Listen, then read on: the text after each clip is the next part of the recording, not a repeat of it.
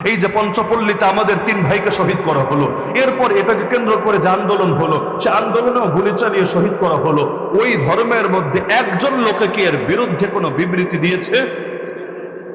কোন সময় নাকি সবাই খারাপ হয় না? মানলাম সবাই খারাপ হয় না, একটা লোক কি নাই যে ইনসাফের পরিচয় দেবে? একটা লোক কি নাই যে নিজেকে উদার বলে পরিচয় দেবে? কেন, তাদেরও তো কত সংগঠন আছে, তাদেরও তো কোনো দল আছে, তাদেরও তো কত ব্যক্তিত্ব আছে। আরে দাঁড়িয়ে বলুক না, অপরাধী সবচাইতে বড় পরিচয় সে অপরাধী। সে কোন দলের, সে কোন মতের, সে কোন ধারার, এগুলো মুখ্য না। অপরাধী অপরাধী, সুতরাং তাকে আমরাই চিহ্নিত করে দিচ্ছি, আমরাই তোমাদের কাছে উপস্থাপন করছি। এরপর দেশে আইন আছে, আদালত আছে, তার সুষ্ঠু বিচার হোক, আমাদের কোনো আপত্তি নাই। এরকম কোন দৃষ্টি আপনাদের পড়েছে যে এরকম কেউ বলেছে? পড়েছে? এটা পড়ে নাই, উল্টোটা ঠিকই পড়েছে যে কেউ উল্লাস করছে, বুনো উল্লাস।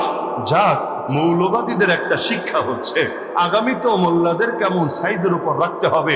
এমনকি যে উস্কানির কারণে রাজশাহী থেকে ওই দলের কেন্দ্রীয় নেতাকে পর্যন্ত গ্রেফতার করতে তারাই বাধ্য হয়েছে। তার মানে কি বুঝলেন? ইনসাফের দাবি তো এটাই ছিল। কেন আমাদের লেবাস পরেও কেউ যদি উল্টা পাল্টা করে, আমরা তার বিরুদ্ধে প্রতিবাদ করাকে ফরজ দায়িত্ব মনে করি? কোন মাস এমন যেই মাসে এরকম লেবাসধারীদের বিরুদ্ধে আমাদের প্রতিবাদ করা লাগে না? কি আমরা করি না? নিয়মিত করি না? যে লেবাস একটা লাগালেই কি তোমার জন্য সব বৈধ হবে? যে লেবাস লাগিয়েছো দরজা জানালা বন্ধ করে, ঠোঁটে লিপস্টিক লাগিয়ে, মুখে সুন্দর করে মেকআপ করে, জিএফ বিএফ এর উস্কানি দিয়ে দিয়ে সমাজের মধ্যে হারাম রিলেশন রে প্রমোট দিবা, আর বাকিরা বসে বসে তামাশা দেখবে? না রে ভাই, লেবাস তোমায় যাই পড়ো না কেন, প্রয়োজনে তোমার লেবাস তোমার গা থেকে কেড়ে নেবে। হকের বেলায় আর বাতিল, এই ক্ষেত্রে হক বাতিলের প্রশ্ন যেখানে আসবে সেখানে কোনো কম্প্রোমাইজের কোনো সুযোগ নাই। আমার বাপও যদি হকের বিরুদ্ধে চলে যায়, তার বিরুদ্ধে প্রতিবাদ করতে হবে। এই যে আরিফ বিন হাবিব ভাই আলোচনা করছিলেন, সূরা মুমতাহিনা 4 নম্বর আয়াত থেকে কি শিক্ষাটা দিয়ে গেলেন আপনাদেরকে? এটাই তো যে নিজের বাপের বিরুদ্ধে ইব্রাহিম নবী দাঁড়িয়েছেন, জাতির পিতাই শিক্ষাই দিয়েছেন। কারণ হকের জন্য সব ছাড়া যায়, কোনো কিছুর জন্য হক ছাড়া যায়। তো প্রথম সেকুলারিজম এসে আমাদের ইমানকে অর্ধেক বরবাদ করে দিল। এই দেশে বহুত মানুষ আছে যারা নিজেদেরকে মনে করে মুসলমান, আসলে তারা বেঈমান। বলবেন কিভাবে? ইসলামের কোন একটা বিধানও যদি কেউ অস্বীকার করে, সে মুসলমান থাকে না। সেটা ব্যক্তি জীবনের হোক, পারিবারিক জীবনের হোক, সমাজের হোক, রাষ্ট্রের হোক। এই দেশে এমন লোক একজন দুজন না, হাজার হাজার আছে। আপনি যদি তার সামনে ইসলামী বিচার নিয়ে আলাপ করেন, চোরের সাজা এটা, মুরতাদ মানে ধর্মত্যাগী সাজা হলো এটা, ডাকাতের সাজা এটা, ইত্যাদি, এগুলো নিয়ে যদি আপনি আলাপ তোলেন, দেখবেন সে আপনার সঙ্গে খালি দ্বিমতি করছে না, আপনাকে বলবে তুই তো রাষ্ট্রদ্রোহী, তুই তো সংবিধান লঙ্ঘনকারী, তুই তো আইন বিরোধী, তোরে জঙ্গি মামলায় আমি ফাঁসাবো। এমন লোক আছে নাকি না? কি পাপটা করেছেন আপনি? আপনি সেই কথাই বলেছেন যেটা আল্লাহ উল্লেখ করেছেন, আপনি সেই বার্তাটাই প্রচার করেছেন যেটা রাসূলুল্লাহ শিক্ষা দিয়েছেন।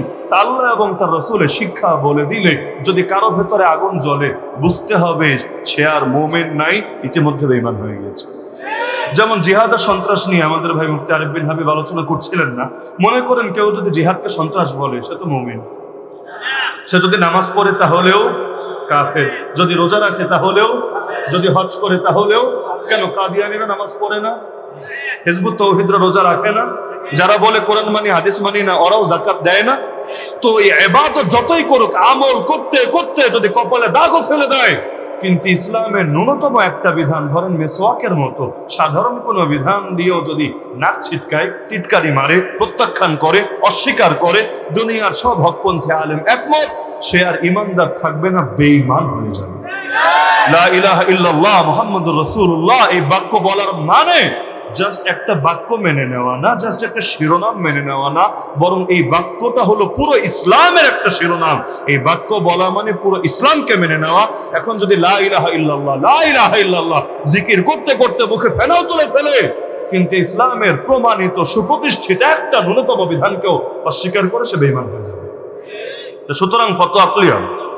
যারা নিজেদেরকে মুসলমান পরিচয় দিয়ে সেকুলারিজমের মূলনীতিতে বিশ্বাস রাখে, তাদেরকে মুসলমান বলতে হবে না বেঈমান বলতে হবে? নিঃসন্দেহে বেঈমান বলতে হবে। তো এক সময় এই সেকুলারিজমের ফিতনা এসে আমাদের অনেকের ঈমানকে হরণ করে নিয়েছে, অনেকের ঈমানকে দুর্বল করে দিয়েছে। ফলাফলকে জানেন? মুসলমান মুসলমানের দুশমনে পরিণত হয়ে গিয়েছে। আমি অবাক হই যারা 33 কোটি দেবতায় বিশ্বাসী তারা কিভাবে ঐক্যবদ্ধ হয়ে গিয়েছে আজ রাম রাজ্য প্রতিষ্ঠা করবে বলে। যারা এক রবে বিশ্বাসী ওই মানুষগুলো পারলো না ইসলামের ভূমি কায়েমের জন্য সকলে মিলে করবে। কি বুঝলেন?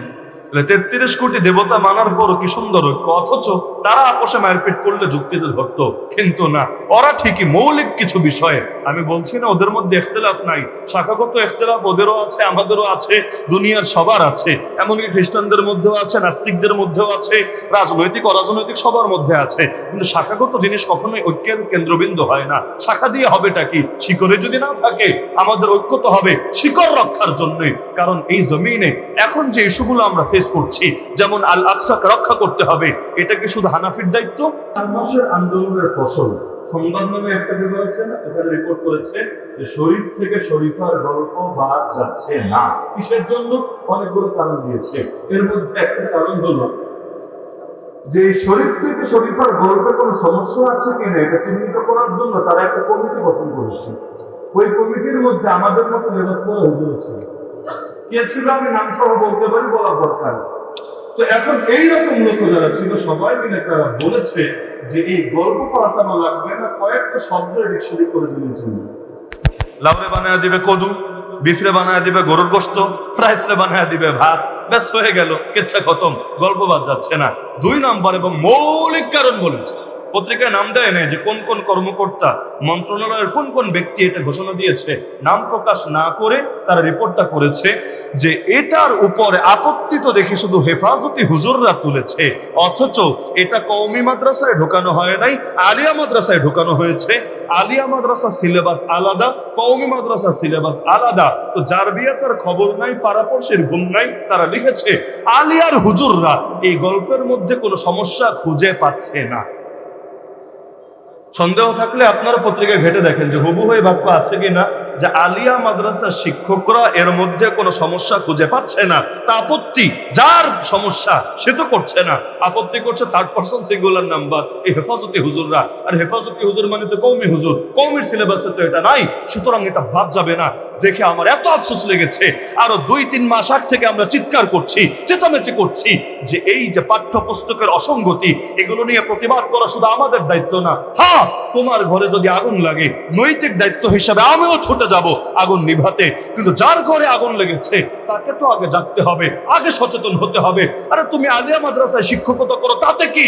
তুমি যদি প্রতিবাদ করো সর্বোচ্চ কি হবে? জবাবদিহির আওতায় পড়বা। আরে পড়ো না। আরে তোমার চাকরি চলে যাবে, আরে যাক না।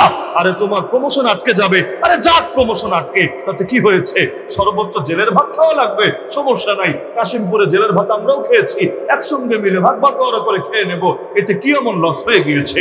কিন্তু এই যে নিজের চাকরি টিকানোর জন্য, প্রমোশন নিশ্চিত করার জন্য, জবাবদিহি থেকে বাঁচার জন্য, নিরাপত্তাহীনতা থেকে রক্ষার জন্য গোটা একটা প্রজন্মের ঈমানকে হুমকির মুখে ফেলে দিলাম।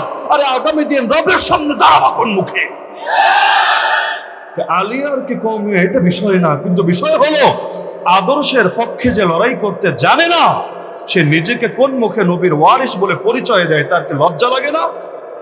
আল্লাহ নবীর জীবনের এমন একটা দিন দেখান যেই দিন তিনি বাতিলের সঙ্গে আপোষ করে নিয়েছিলেন, মার খাওয়া লাগতে পারে এই আশঙ্কার কারণে হকের কথাকে গোপন করেছিলেন। একটা দিন পারলেন আমাকে দেখ।